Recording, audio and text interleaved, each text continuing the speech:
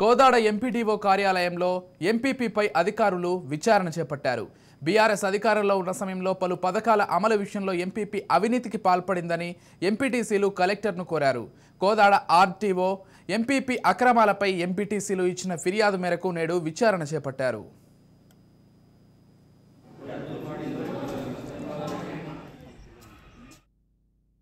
ఈరోజు రికార్డు పరంగా ఫిజికల్గా కూడా విచారణ ప్రారంభించాము. కలెక్టర్ గారు ఆదేశాల ప్రకారం సాధ్యమైన త్వరలో వారం రోజుల్లో కూడా రిపోర్ట్ ఇవ్వమని చెప్పారు.